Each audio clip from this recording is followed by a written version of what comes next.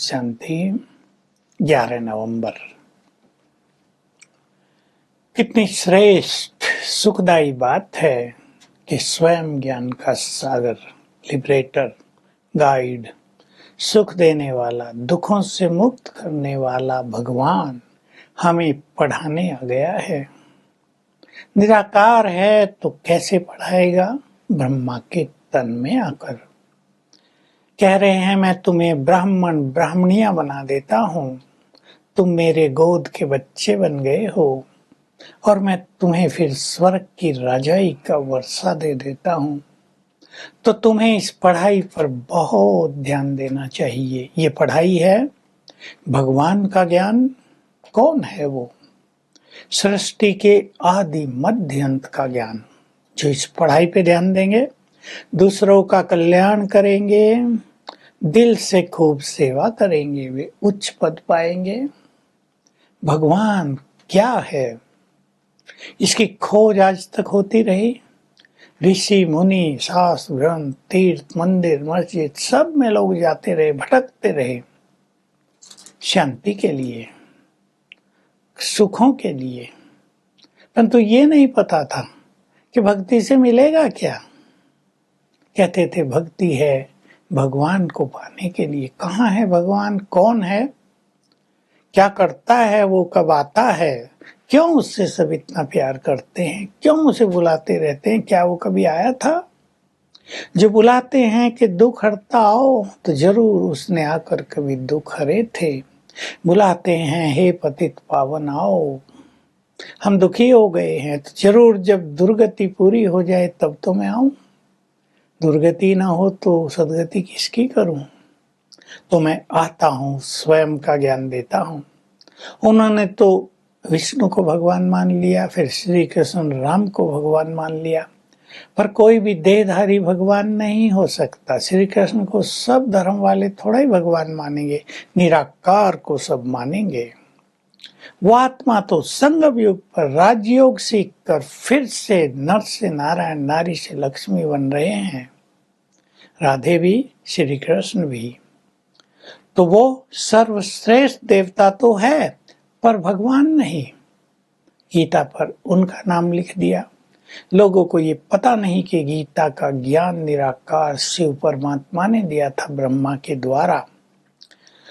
तो एक ये बात स्पष्ट कर रहे हैं, और दूसरा बहुत डिटेल से जो रोज बाबा हमें रियलाइज कराते हैं, समझाते हैं, सृष्टि के आदि मध्य अंत का ज्ञान क्लियर करते हैं, जो ऋषि मुनियों को भी नहीं था, बता रहे हैं।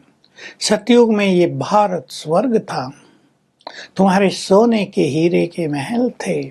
ये भारत सोने की चिड़िया थी। यहाँ अथाह सुख, शांति, पवित्रता और संपदा थी। अथाह संपदा गिनती नहीं थी। फिर कैसे लक्ष्मी नारायण का राज नीचे उतरा? सूर्यवंशियों की राजधानी समाप्त हुई, चंद्रवंशियों का शुरू हुआ। कैसे ये परिवर्तन हुआ, किसी को पता नहीं। फिर त्रेता के अंत तक देवताओं का राज्य भी समाप्त हो गया, फिर रावण राज शुरू हुआ। उससे तुम सभी जो पावन देवता थे पतित बन गए। रावण राज का अर्थ है 5 विकारों का राज। तुम जलाते आए, परंतु भक्ति करते करते भी सीढ़ी नीचे ही उतरते आए हो। कोई भी सीढ़ी चढ़ा नहीं। भक्ति करने से, तीर्थों पे जाने से कोई भी मेरे पास नहीं आया। क्यों नहीं आया?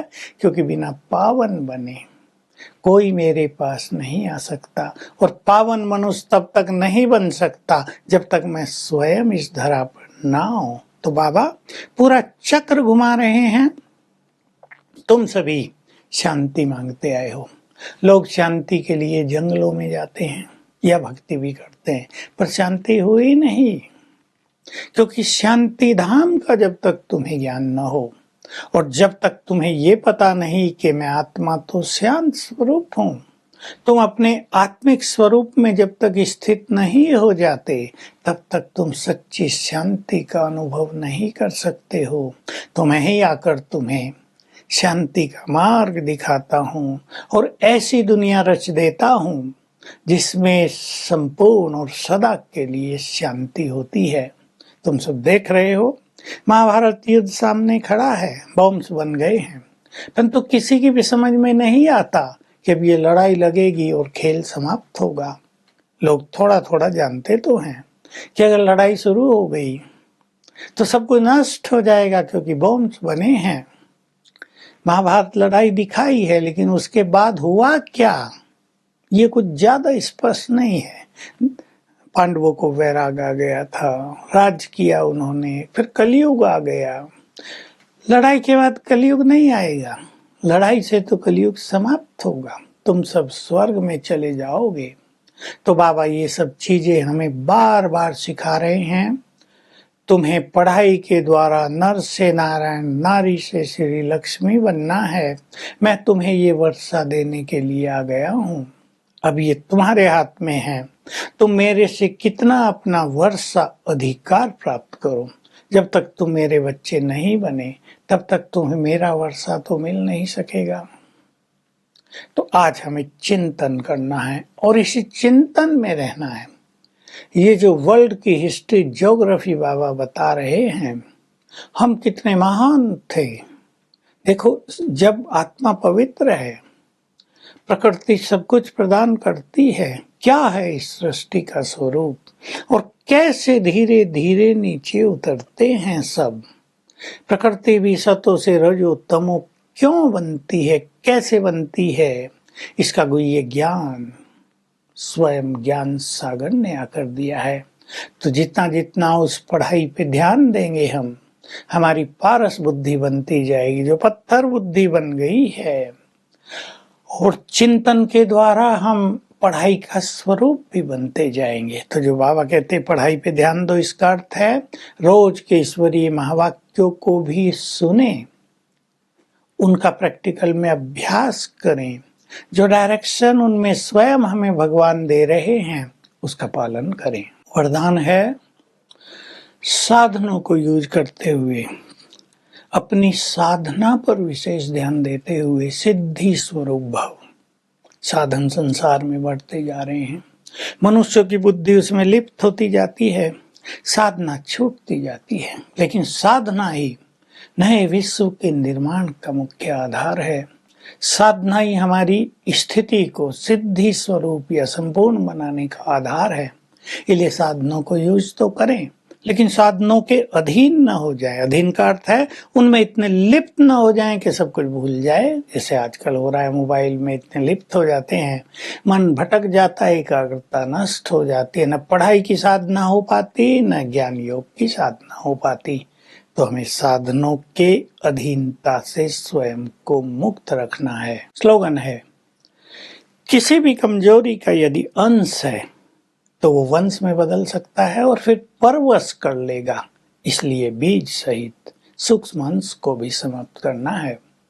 तो आज हम सारा दिन एक बहुत सुंदर अभ्यास करेंगे। मैं फरिश्ता हूँ, डबल लाइट फरिश्ता, पवित्रता का फरिश्ता।